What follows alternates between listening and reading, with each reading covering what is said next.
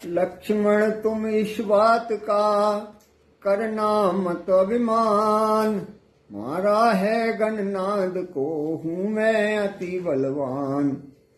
सुलोचना कहती है, हे लक्ष्मण, तुम अपने मन में इस बात का घमंड मत करना कि मैंने मेघनाद को मारा है और मैं बहुत बलवान हूँ।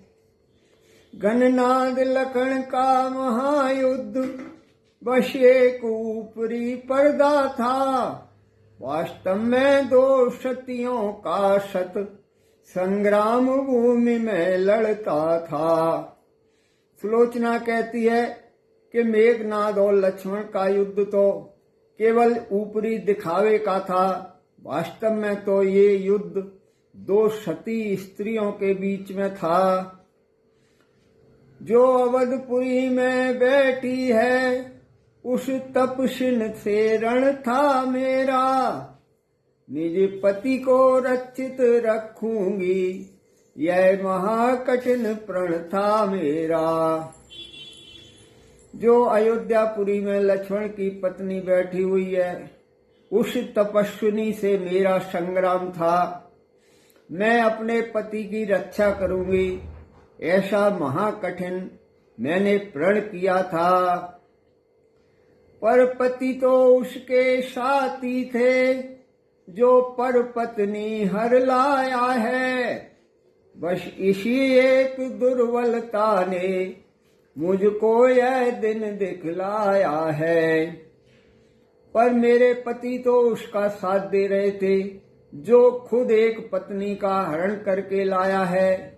बस मेरी यही एक कमजोरी थी, उसी ने मुझे ये दिन दिखलाया है।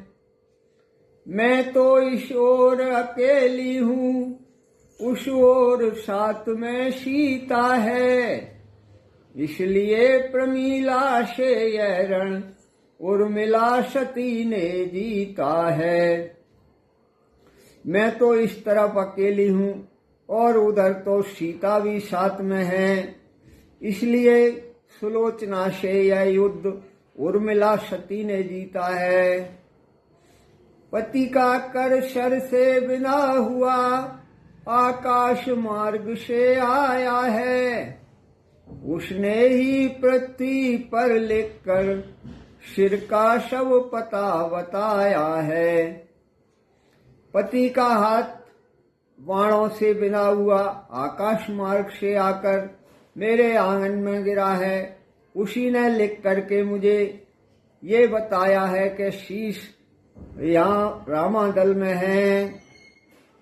संकेत उसी का पाकर मैं, संदेश उसी का पाकर मैं, अपना धन मांग रही तुमसे, दोनों ही कर फैला कर मैं। उसी हाथ के संकेत से, उसी के द्वारा लिखे गए संदेश से मैं यहाँ पर अपना धन मांग रही हूँ, तुम्हारे सामने दोनों हाथ फैला रही हूँ। पत्नी का पति में निरख इतना प्रेम अनन्य, पुलक उठे रघुवंश मणि बोले देवी धन्य।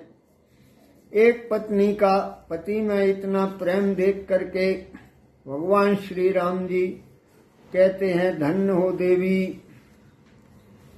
कह सकता कौन तुम्हें अब यह, तुम निश्चर कुल की दारा हो, तुम लंका के मरु जंगल में सुरसर की पावन धारा हो। हे देवी, आपसे कौन कह सकता है कि आप राक्षस कुल की पुत्र वधू हो। आप तो इस लंका के राक्षसों के जंगल में गंगा जी की धारा के समान पवित्र हो। सत का प्रभाव पड़ता ही है, कब किसके रोके रुकती है। तुम इतने ऊंचे पथ पर हो, राघव का मस्तक झुकता है। हे देवी, सत्य का प्रभाव तो हमेशा रहता है, वो किसी के रोकने से नहीं रुकता। तुम इतने ऊंचे रास्ते पर हो क्या ये राम तुम्हें मस्तक झुकाकर प्रणाम करता है? यह कहकर संकेत से मंगा लिया वह शीश, देने को उद्यत हुए जभी कौशलाधीश। इतना कह करके और इशारे से वह सिर, मेघनाथ का सिर अपने पास मंगा लेते हैं और सुलोचना को देने लगते हैं। आगे बढ़कर इस तरह बोल उठे सुग्रीव, मुझे एक संदेह है रघुपति करुणाशीव। जैसे ही वो सिर सुलोचना को देने वाले होते हैं, उसी समय आगे बढ़कर सुग्रीव कहते हैं कि हे प्रभु, मुझे कुछ संदेह हो रहा है। पृथ्वी के ऊपर कटी भुजा किस भांति भला लिख सकती है? जो बात प्रकृति के है विरुद्ध, वह नहीं जचाए जचती है। हे भगवान, मुझे ये संदेह हो रहा है कि एक कटी हुई भुजा पृथ्वी के ऊपर संदेश कैसे लिख सकती है। यह बात तो प्रकृति के विरुद्ध है, जो मुझे जचती नहीं है। लंकेश क्षमा करना मुझको, यह संशय है उपहास नहीं। लंका वाले मायावी हैं, हमको उनका विश्वास नहीं। सुग्रीव कहते हैं, हे देवी क्षमा करना, मैं आपका उपहास नहीं कर रहा हूं, मुझे सिर्फ संशय हो रहा है, क्योंकि लंका के राक्षस सभी मायावी हैं, इसलिए उनका कोई भरोसा नहीं है। कहा विभीषण ने तभी, यद्यपि है यह ठीक, सीधी होती है नहीं समर नीत की लीक। कवि विभीषण कहते हैं क्या ठीक है, युद्ध की नीति कभी भी सीधी नहीं होती। फिर विभीषण कहते हैं, फिर भी मेरा यह कहना है, संशय का इसमें नाम नहीं। यह धार्मिक जग की बातें हैं, संग्राम नीत का काम नहीं।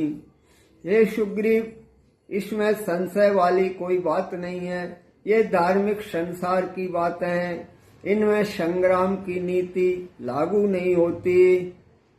नारी के पतिव्रत का बल अनहोनी भी कर सकता है, पतिव्रत यदि हो उठे प्रबल तो ईश्वर भी डर सकता है। स्त्री के पतिव्रता का बल कुछ भी अनहोनी कर सकता है, यदि पतिव्रता प्रबल उठे तो भगवान भी उससे डरते हैं। उत्तर में सुग्रीव तब बोले, हे रघुराय, यह है तो इसका हमें परिचय भी मिल जाए। तब सुग्रीव कहते हैं, हे प्रभु, हे रघुनाथ, अगर ऐसी बात है तो हमें भी इसका कुछ परिचय मिल जाए।